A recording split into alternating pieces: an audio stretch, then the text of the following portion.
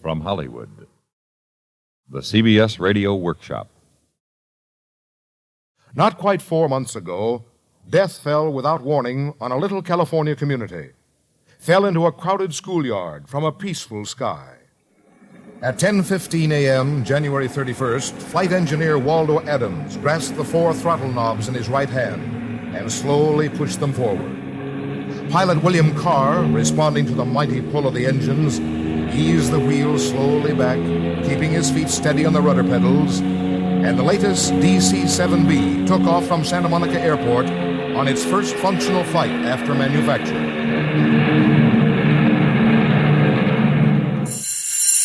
10 minutes later and 50 miles north, the classes changed at the Pacoima Junior High School. And the boys of the 7th grade streamed into the schoolyard for 45 minutes of fun and games. At 10:50, the Joshua trees of the Mojave Desert quivered as test pilot Roland E. Owen roared down runway 25 on the Palmdale Airport, the tailpipe of his F-89J Scorpion streaking flame. A routine flight, a radar check flight. His target plane, another jet, was already aloft and nearly out of sight in the clear blue sky. It takes a piston job, even a new 4-motored piston job, a little longer to make altitude. At 11:06, the DC-7B checked into Santa Monica Tower at 25,000 feet over Ontario, California. Some 50 miles northeast, the Scorpion was already at 25,000, making a radar fix on its target plane 8,000 feet higher. Somewhere between them, somewhere 5 miles beneath them,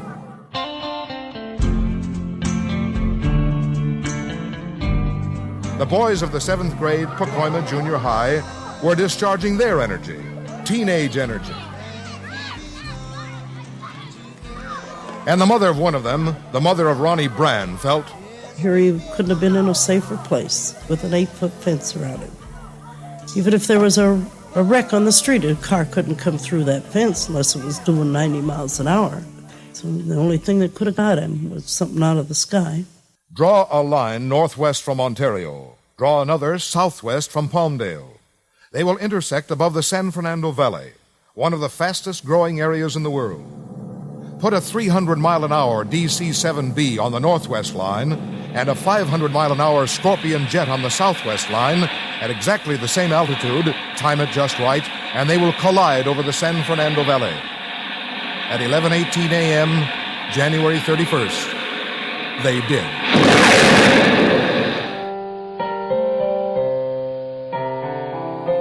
The San Fernando Valley is 20 miles long and more than 10 miles wide and dotted with pleasant little houses. But there are still places where a wrecked airplane might fall harmlessly to earth. Walnut groves, alfalfa fields, dry riverbeds, the rugged mountains to the north. Toward these, the Scorpion hurtled, now a ball of fire. But the dying DC-7B, its left wing sheared away, continued, faltering, falling toward the densely populated valley. It takes longer than you might think to fall 5 miles.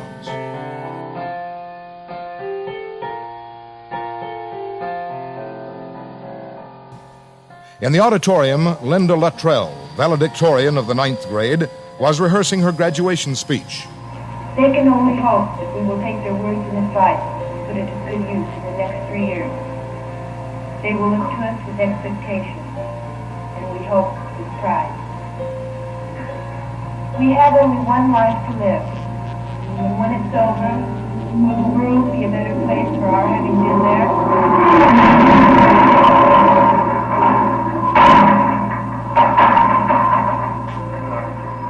Intent on her words, Linda didn't hear the sound of falling death, but the boys of the 7th grade did.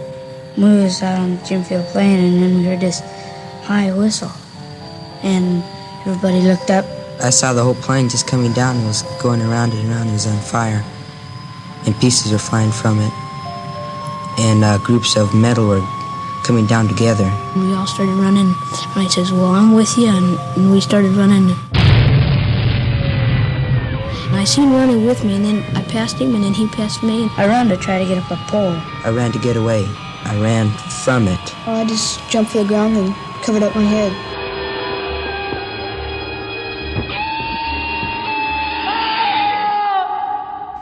wasn't really there when it happened, but in the dream it's like I am, you know? My best friend got killed. Got crushed by one of those falling planes. Where were you that day? My grandfather's funeral. Guess his death saved my life, huh? Donald Kellner, driver of the school bus parked by the playing field, heard it too.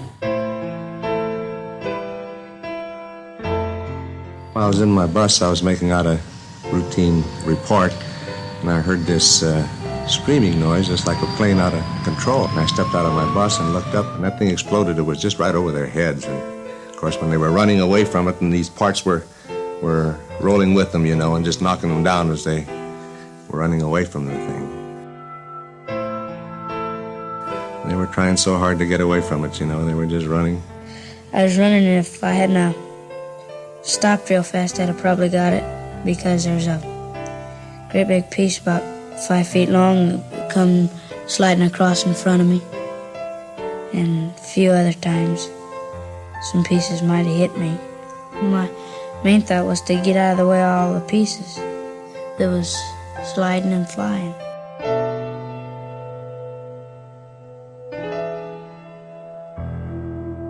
I didn't notice anything until the plane got right on top of me, and then it blew up, and then a bunch of stuff started flying over. I just turned to take a step, and then something blew me down. Blew me about 6 times over.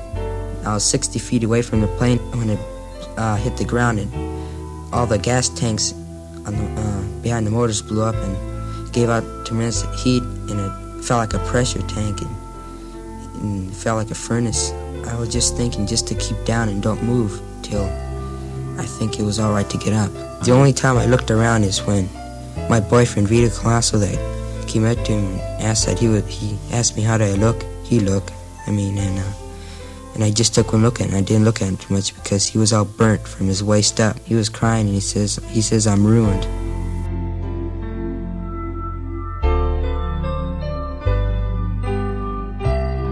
I just jumped to the ground and covered up my head. So I figured if something hit and wouldn't get my eyes cut open or something like that. About the time I hit the ground, the plane hit. Part of the piece hit me in the foot. I got real mad, and some of the kids were crying and yelling and screaming. I saw kids laying all over the ground, white t-shirts.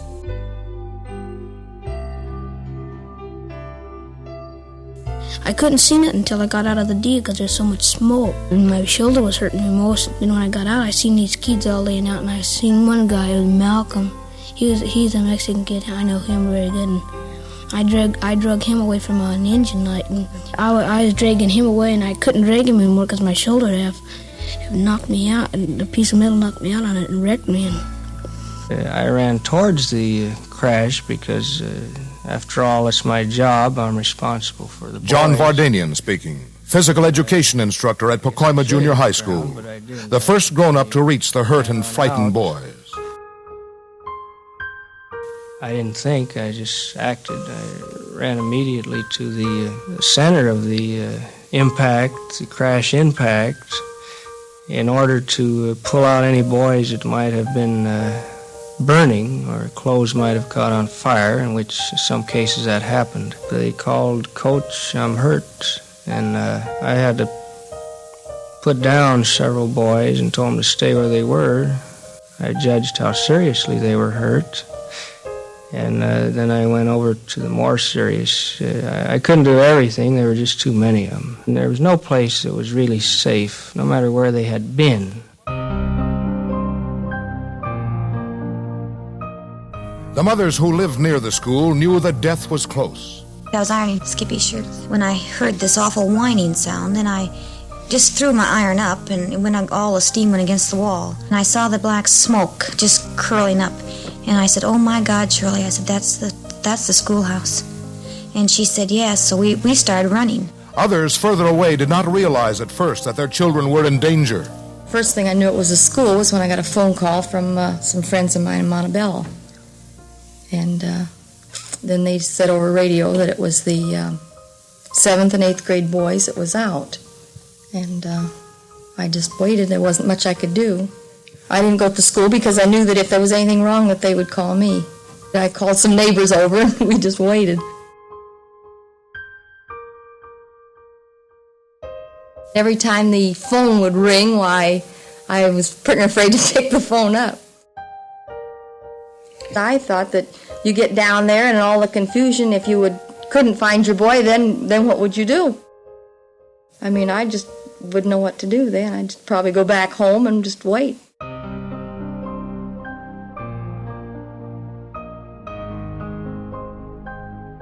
And then when he didn't come home, well, I was positive of it. Either he was killed or seriously hurt. But I knew that there was no use going because they said they would call as soon as they could. Well, there were hundreds of people on the field, and the parents, some of the mothers were screaming, and they were just in hysterics. They were hysterical, you know, and just running from one person to another asking, did you see my boy, or this, and where is he, or where is he? That's all they'd say, you know, and just someone just stand and scream.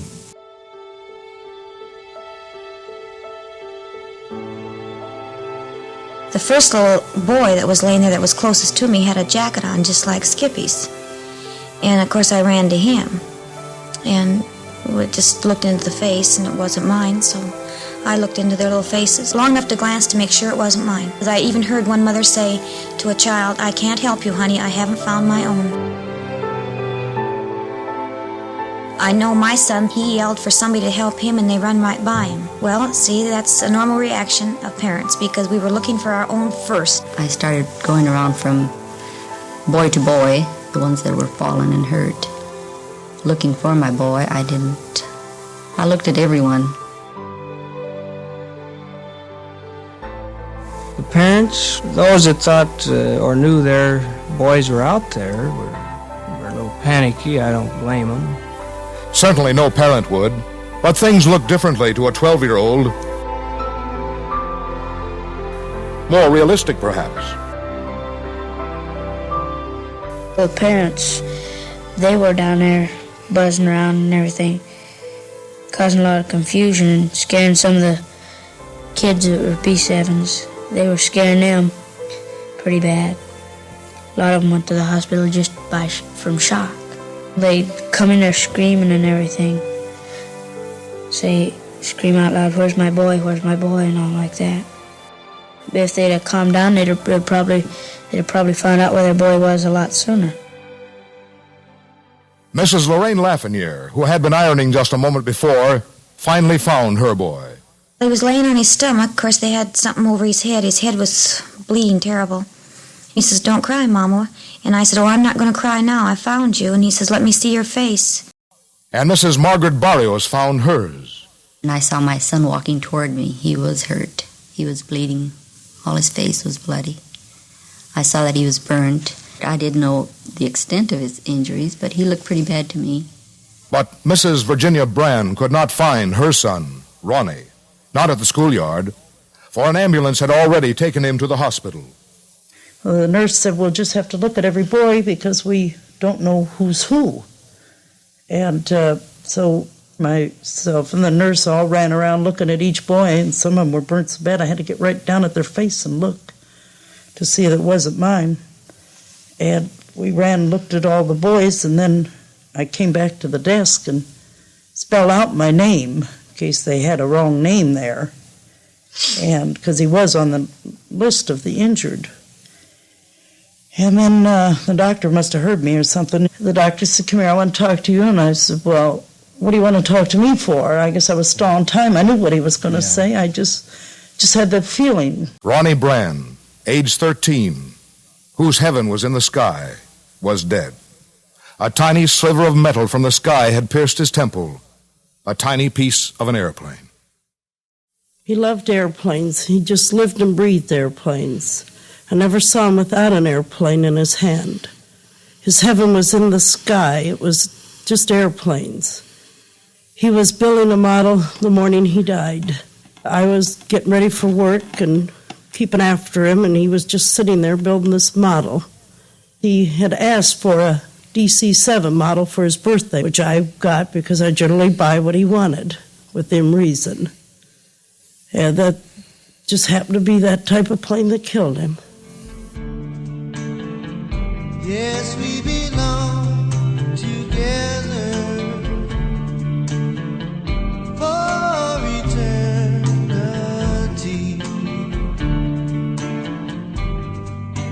A week after Ronnie Brand died, he would have been 14.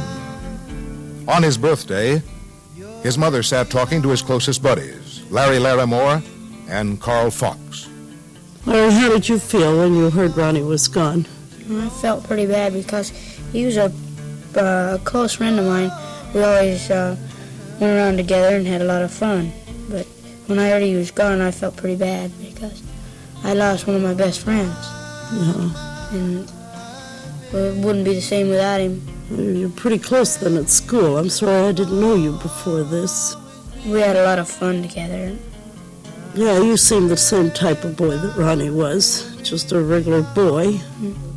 How do you feel, Carl, since he's gone out of the neighborhood? I didn't even eat dinner that night, and I didn't hardly sleep any that night either. I was thinking about that. And after it's all over, but every day I get out of the deal, we meet, Ronnie and me usually meet at this one place at brunch. And it's at these tables. Mm-hmm. And now I always go back to them tables and I look over there and I don't see Ronnie, but then I go someplace else. I never see you kids out playing anymore in the neighborhood like that. I used to always see you out there flying the airplanes. They hardly ever meet because they don't know where to go. For eternity.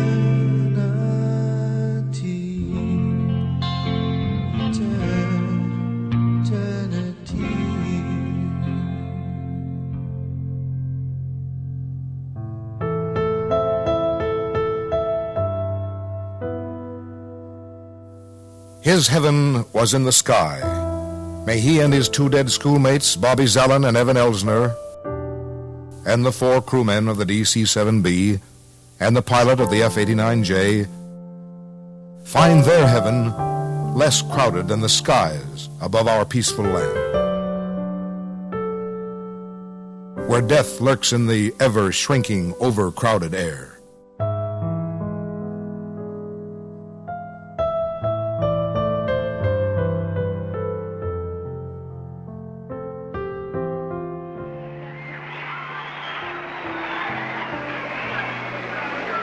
And we want to certainly thank you for coming back to Pacoima and entertaining all of us here. Oh, it's a lot of fun. Good. And since the kids did like La Bamba so well, would you like to do another chorus of that?